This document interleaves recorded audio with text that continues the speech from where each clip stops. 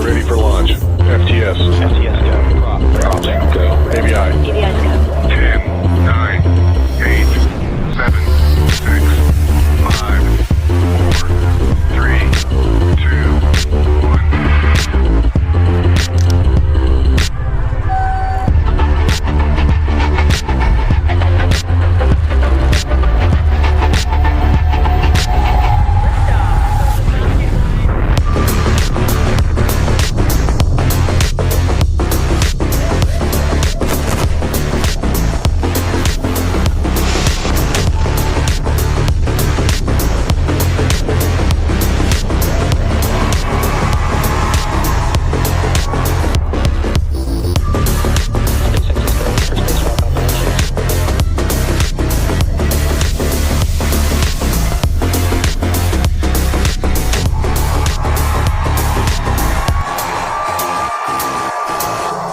7, 6, 5, 4, 3, 2, 1. T-minus 10, 9, 8, 7, 6, 5, 4, 3, 2, 1, ignition, liftoff. Go SpaceX, go SpainSat NG1.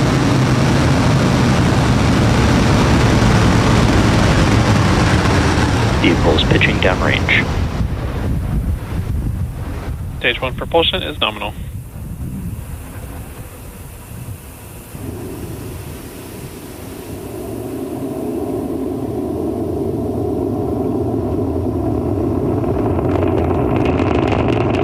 T plus 30 seconds, Falcon 9 has successfully lifted off from Complex 39A at Kennedy Space Center. We can hear the characteristic rumble as the first stage heads into space. We're throttling down right now in preparation Power and telemetry nominal. for max Q. Good call out, power and telemetry nominal, reports avionics.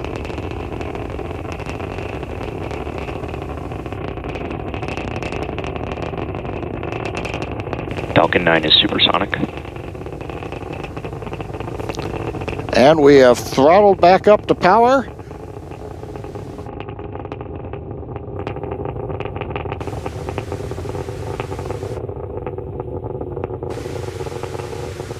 Max Q. And we've heard the max Q call out. Continuing on the timeline, everything looking good. The rocket typically will need to go 17,000 miles per hour horizontally in order to get into orbit and avoid being pulled back down to Earth. To help go from vertical to horizontal, the first stage performed a pitch kick just after liftoff, about 10 seconds into flight, or what's also known as a gravity turn.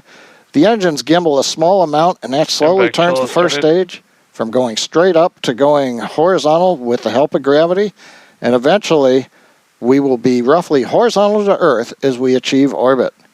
Now you can track the progress to orbit by keeping an eye on the left side of your display. That's showing the first stage velocity and altitude, and then we'll have displays for the second stage as we get past stage separation. Now we're going to have coming up in about 30 seconds the start of the typical 3 quick events. Main engine cutoff, or MECO, you'll hear the call out. We'll shut down the 9 Merlin engines on the first stage. The pneumatic system, the stage separation pushers, will then push the first stage away from the second stage for stage separation, and the MVAC-D engine will ignite, and then fairing separation. For now, let's listen and watch for the events.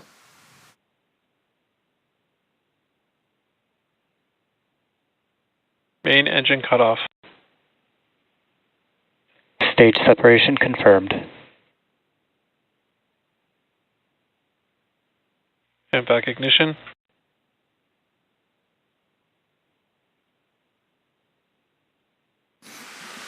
And there you heard and saw those events that happened back to back to back.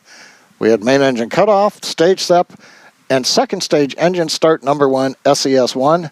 Right hand side, you can see the altitude and the velocity of the second stage. So far, I want to remind folks who might be waiting for it, as we talked about earlier in the webcast, the first stage will not be recovered today. You may have noticed that we removed the landing legs and the grid fins to decrease the mass of the stage. That'll provide the performance needed to put the 6 metric ton spacecraft into orbit. The legs and fins can be used on other boosters. But now we want to say to the first stage, Fairing separation confirmed. fairing separation on time. And for first stage that is on its way back to Earth, not for recovery, farewell, and we thank you. Now the fairing halves that you just saw separate from around the SpainSat NG-1 spacecraft, we'll be attempting to retrieve those halves once they fall back to Earth using our recovery vessel Bob. Now the fairings will orient themselves as they come back down with gas thrusters for entry into the atmosphere, and as they near the ocean, each fairing half uses a gas-powered deployer to release a parachute. The fairing computer will send commands that steer the fairings to the ocean landing, where the recovery vessel Bob will attempt to recover them. Now we've got a few minutes until our next major event, XXI, which is where we'll shut down our MVAC-D engine on the second stage in the parking orbit. Stage 1 FTS has safed. Coming up on 5 minutes, everything continuing to look good. You can see the orange-red glow of the niobium alloy nozzle extension on the second stage engine. Very standard for the MVAC-D engine.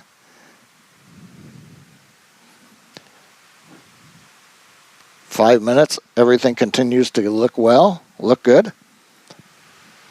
Now you'll notice the speed continuing to increase on the display for stage 2. That speed is obviously increasing. That's because the acceleration is going to increase throughout the burn.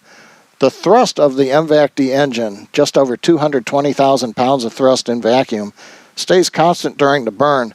But as we burn off the propellant, the mass is decreasing. And so for those who remember force equal mass times acceleration, if the force is constant but the mass decreases, the acceleration is going to increase. For this first burn, the stack will be doing about 3.8 G's acceleration as we get to XXI.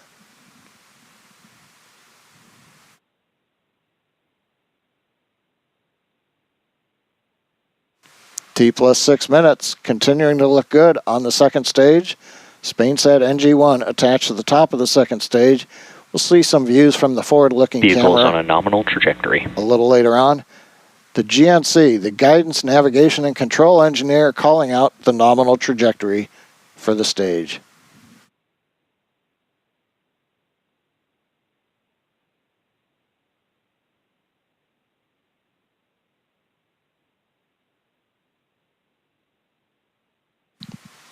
Six and a half minutes into flight, continuing to look good on the burn.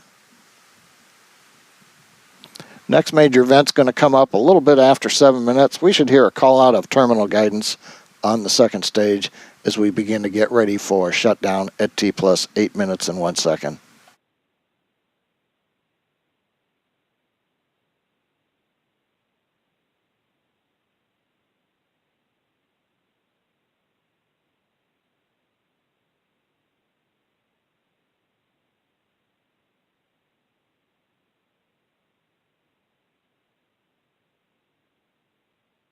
Stage 2 is in terminal guidance.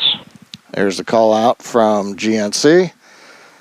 Second stage flight computer is now moving into a state where it's preparing for that second stage engine cutoff. We're calculating the velocity required to get to orbit. You have to understand how fast you're going horizontally as well as away from the Earth. And then we have to come up with the commands that are going to go to the actuators so that we can command pitch and yaw to make sure that the second stage aims itself, so to speak, to achieve the desired orbital parameter. Now, final velocity for this first burn is aimed for about 7.5 kilometers per second.